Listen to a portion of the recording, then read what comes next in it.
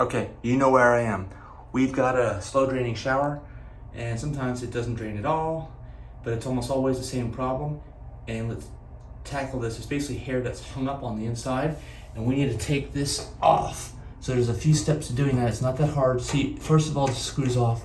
Hopefully it does screw off. If it doesn't screw off, that may be another issue, because sometimes they get kind of rusted on there, and that can be the hardest part. Then you turn this. So you got to get some pliers on there so we can turn that, so that this whole body, you see this whole body? It's held on by this, push down, turn this, it screws out of there as well.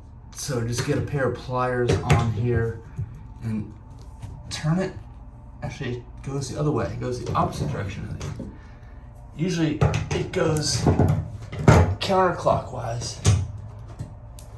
Tight. All right, let's see. After playing with it for a little bit, I was right the first time.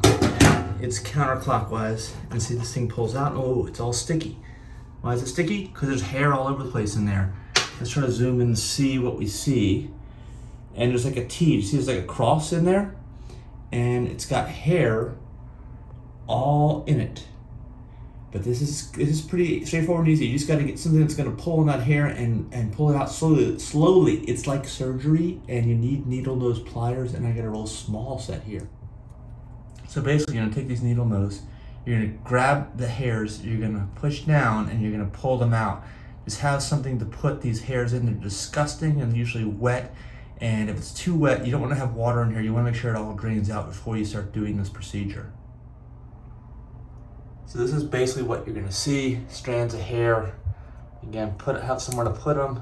You have to throw them away when you're done.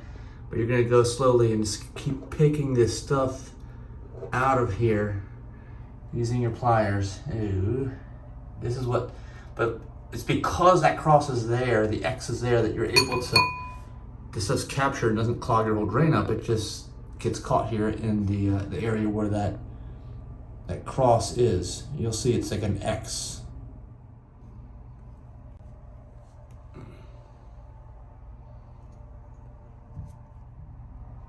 Now the important part of this entire procedure, if you didn't catch the gist, is that we do not want to push anything down the drain. There's all these shadows in here. We just want to pull it out. And it's that X, and let's zoom in on it, that saves us, because all the hair gets hung up on it, and that way you don't have any deep down in there drain problems. See how I cleared almost all the hair? You don't have to be perfect, but get as close as you can. And then you'll see this X. It's an actual X in there, and now the water can flow freely, whereas before it couldn't flow because of all that crap in there. And this hasn't even been that long, and just so you know, this sink wasn't even draining, or this tub wasn't even draining slow. I actually have another one I got to unclog that's really bad. And that's why I was just practicing on this one, make sure I knew what I was doing, because I've done this one before.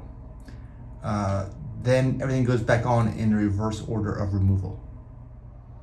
So that means that this screws in. Don't make it super tight, because you got to take this off again. Why is it not? The threads. Make sure you line those threads up. There. Okay, there we go. Pull this out. So push down so it's snug, just snug. That's all you have to get it, because you don't want it to rust together. And then this is kind of like the trim piece on top, and there you go.